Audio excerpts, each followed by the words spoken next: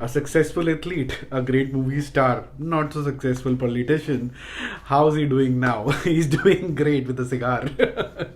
तो आर्नोल्ड की documentary series देखी मैंने। इतना ज़्यादा जब आदमी सक्सेसफुल हो जाता है तो कहीं ना कहीं कुछ नेगेटिव पॉइंट्स भी बाहर आ ही जाते हैं। इस डॉक्यूमेंट्री सीरीज में काफ़ी अच्छे तरीके से पिरोया गया है कि किस तरीके से इनकी ज़िंदगी जी गई है, right from his athletic days to then movies to how he opted for being a politician. तो बहुत अच्छा है। It is all about the star, the human he is, इसकी सक्सेस, उसका पैशन, उसकी मूवीज, उसकी मैरिज, उसकी बॉडी बिल्डिंग, उसका politics. In a way it is motivating as well, because जिस तरीके से दिखाया गया है कि वो किसी भी चीज़ के लिए एकदम कमिटेड हो जाता है और फिर पॉइंट ए से पॉइंट बी जाने के लिए वो क्या कुछ करता है, और उसी की ज़ुबानी, इनफैक्ट सिर्फ उसी की ज़ुबानी नहीं, और भी बहुत सारे उसके फ्रेंड्स और ये फैमिली वाले भी उसके अंदर कंट्रीब्यूट करते हैं। And there is a regret, of course, what he did in marriage, and everybody basically knows about it.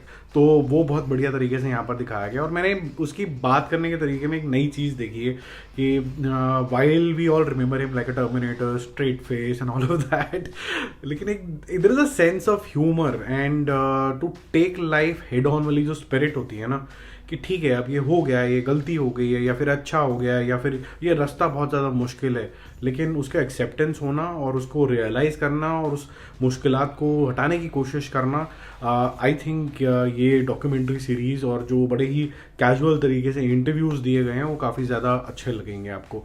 I love the fact कि डॉक्यूमेंट्री जो सीरीज़ है उसके हर एक स्टेज के ऊपर फोकस करती है, right from his athleticism to body building, why he did body building, और इनफैक्ट उससे पहले जो उसका माइग्रेशन की स्टोरी है, उसके बाद मूवीज़ की स्टोरी है, और फिर उसके बाद उसकी जो अमेरिकन ड्रीम थी कि मैं कैलिफोर्निया का गवर्नर बन जाऊंगा। तो फ्रॉम 3 एपिसोड हैं, उसी तरीके से भी डिवाइडेड है, एथलीट, एक्टर, अमेरिकन, उस तरीके से है, और हर चीज़ में आपको एक एडिशनल पर्सपेक्टिव ज़रूर मिलता है। तो ये चीज़ आपको देख के अच्छी लगती है। और स्पेसिफिकली जो माइग्रेशन वाली कहानी, आई थिंक वो थोड़ी सी स्ट्रगलफुल ज़रूर है, क्योंकि अगर एक आदमी को एक अनजान कंट्री के अंदर कुछ नया करना है और बहुत ही बड़ा ड्रीम लेके आना है तो बहुत कुछ हिलाना पड़ेगा, नेटवर्किंग भी करनी पड़ेगी, जिसका महत्व आपको यहाँ पर देखने को मिलता है। और at the end of it he is just chilling and looking back at his success, also the failure, but a cigar in hand. तो वो काफ़ी अच्छा लगा मुझे। थोड़ा सा अगर मैं हल्का सा क्रिटिकल हूँ इस सीरीज़ के लिए, हालांकि वो क्रिटिकल होने का कोई चांस नहीं है, क्योंकि one of my favourite artist in Hollywood, और जितनी बार भी इसको देखो या फिर कोई भी मूवी देखो या फिर फुबार अभी रिसेंटली आई थी देखो, कुछ तो मैग्नेटिज्म इसके अंदर है, you can't ignore him at this age also. The only thing is that whatever is been told here, bits and pieces में शायद आपको थोड़ा थोड़ा पता है, या थोड़ा गहराई में गए गए हैं, उसको मतलब उसका क्या है, उसकी इंटरप्रिटेशन क्या है, उसके ऊपर थोड़ा सा ज़्यादा गौर किया गया है। और जितने भी फैंस हैं उनको हर एक लाइफ के बारे में पता चलेगा कि स्ट्रगल क्या थी, ऐसी नहीं थी बॉडी, अगले दिन भगवान उसको ऐसी ही दी थी, उसके लिए बहुत पसीना खून ऑपरेशंस कराने पड़े थे।